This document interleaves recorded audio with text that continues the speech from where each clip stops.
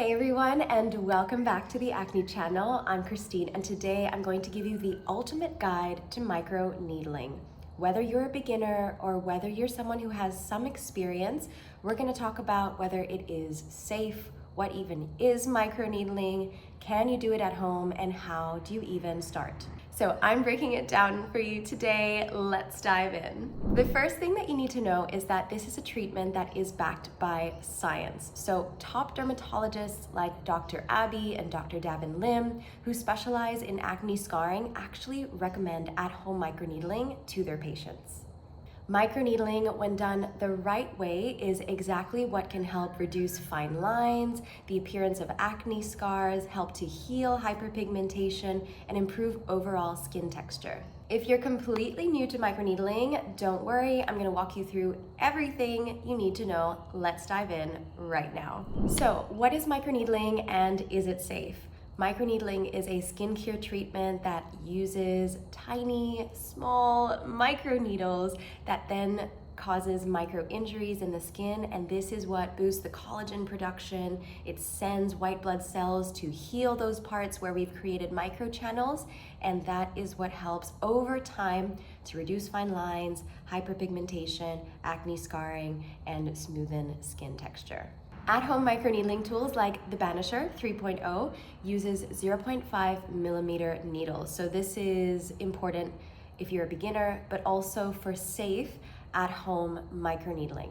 0.5 millimeter needles are great for beginners, and they're also great for improving the absorption of product when you put it on your skin, and also the renewal of your skin turnover. Let's talk about how to use your at-home microneedling tool. So the first thing you want to do before microneedling is you want to sanitize. Disinfect your tool. So you're going to want to use 70% isopropyl or more, but 70% is sufficient. This is to ensure that you are eliminating any bacteria buildup and you're not reintroducing anything that's unwanted on your skin. So remember to disinfect before and after. When it comes to the Banisher 3.0, you simply wiggle here, wiggle up and down very gently, and then just pop off the cap as so. There is a line here, a fill line right there, and you just fill it to there, pop it back on, snap, and let it sit for about 5 minutes. If you're unsure whether that has touched the fill line, you can turn it upside down and it'll marinate. But you can leave it on your countertop. Once it's ready, you just pop it back off, let it dry, and you're ready for stamping. Another thing you want to absolutely make sure of is to cleanse your face. Using a gentle cleanser, of course. I actually love to use Banish's All Clear Mint Cleanser. Really nice, really gentle, and you want to make sure that your skin is free of makeup, oils, sunscreens. You can actually, after cleansing your face, add a little bit of isopropyl on your face. That is completely optional. I actually like to use a toner, and I use Banish's Pore Shrinker Toner. Another thing you want to do is to replace your heads regularly. So this is a removable head. You just twist the top as so. It is super easy, and then twist it back on. It snaps back on. Now, the Banisher and microneedling tools are made of microneedles, but over time and after a number of uses, depending on where in the body you're using them, because when it comes to microneedling, you can just focus on a specific area. You can use it for the entire face. You can also use it on scars on your body. So whether it's a large area or a small area, that's what's going to determine how many uses you have left on your cap. So for example, a full face will take about 6 to 8 sessions before you want to replace the head.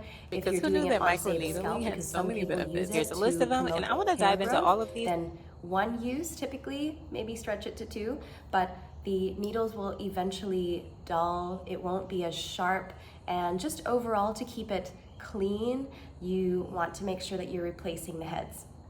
So I do have the pack here, and you get the heads just like that. So this ensures that you're getting the best results, that the needles are sharp, that they're clean, and you're really getting the best for your buck. Bang for your buck with any microneedling tool or any micro stamping tool. All right, another very important point is to never microneedle over breakouts. Don't do it. Don't do it.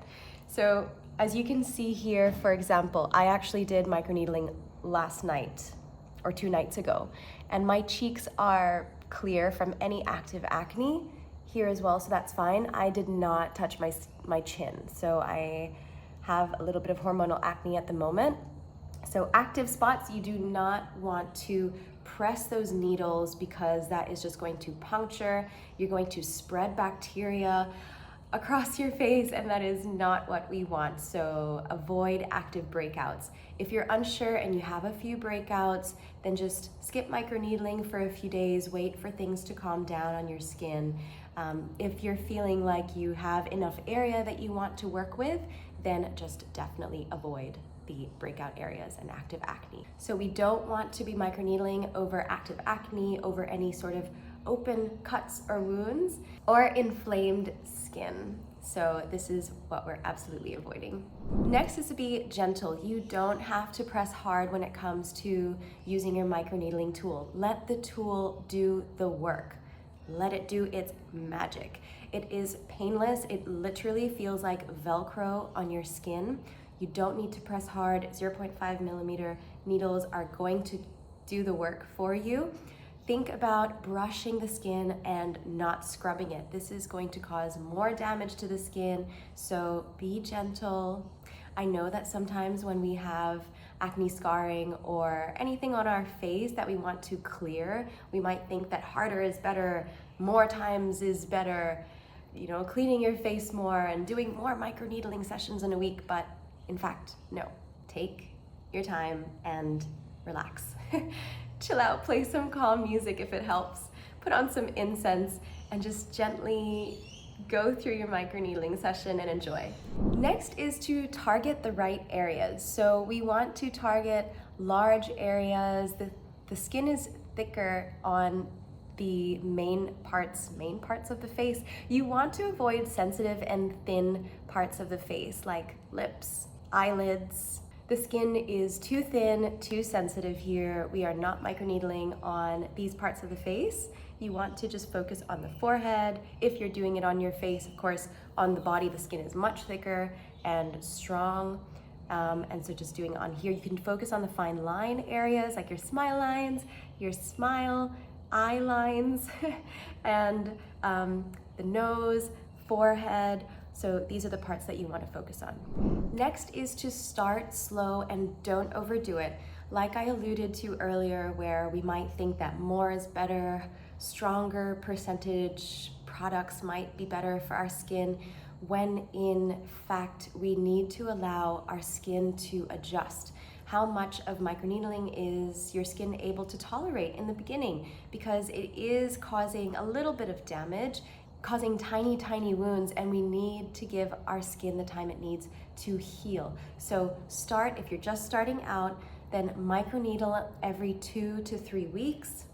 So give your skin some time to breathe, to heal, to get used to everything, for you as well, to just get used to the whole process of microneedling at home. And then once you're feeling more confident, more comfortable, and you feel like your skin is able to tolerate a little bit more, then you can move on to doing it once a week.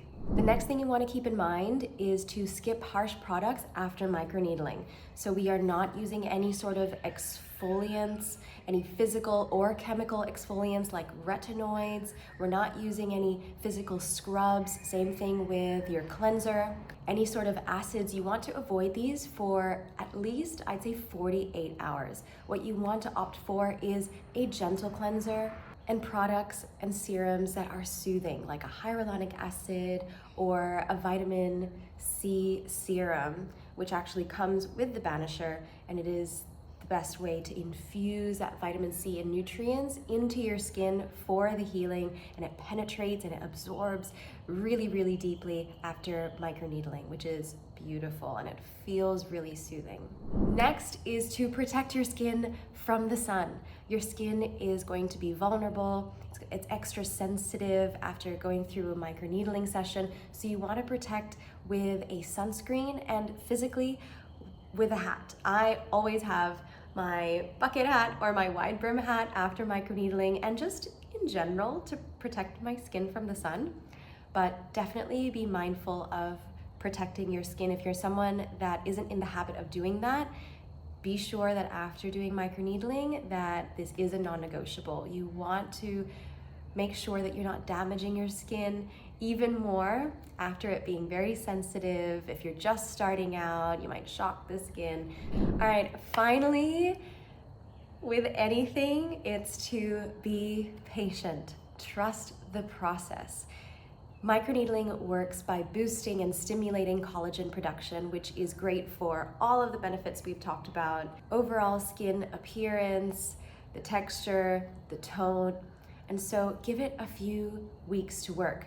Results are not going to happen overnight, although after using the Banisher and the vitamin C serum, you do get this stunning glow effect. Like, you wake up the next day and your skin is glowing. So that's what I would say is probably the most immediate result and benefit that you get. But if you're trying to reduce fine lines and wrinkles, or you're healing deep acne, scarring, and pigmentation, this is going to take a few weeks to see changes and transformation, but trust the process. Trust me, it actually works.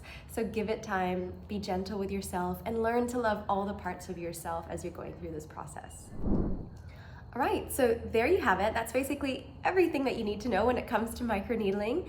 And I hope that if you try this out for yourself, that you find it as useful as I have. It's honestly changed my life, and I've been microneedling, micro stamping. I started with the Dermaroller and now the micro stamper for nearly 10 years now. And whether you're someone that deals with acne or not, if you want to improve the overall appearance and texture of your skin, if you're someone who's approaching their 30s or in their 30s and your 40s, whatever age you're in, and you just want to give your skin that plumpness and that youthfulness, microneedling is going to do that. And it's such a great thing. You can do it from home, that it is safe, that it's simple, and it's something that you will eventually gain confidence doing. So hopefully these tools, these tips have helped you, and that you're feeling confident to try it out yourself if it's something that you want to try for yourself. So if you want to get started with safe microneedling at home, definitely check out the Banisher 3.0. This is something that is recommended by top dermatologists, and it's one of the best beginner-friendly tools out there that you'll find on the market. So until next time, stay hydrated, enjoy your skin journey, enjoy learning about your skin, and we'll see you next time. Thanks for watching. Bye.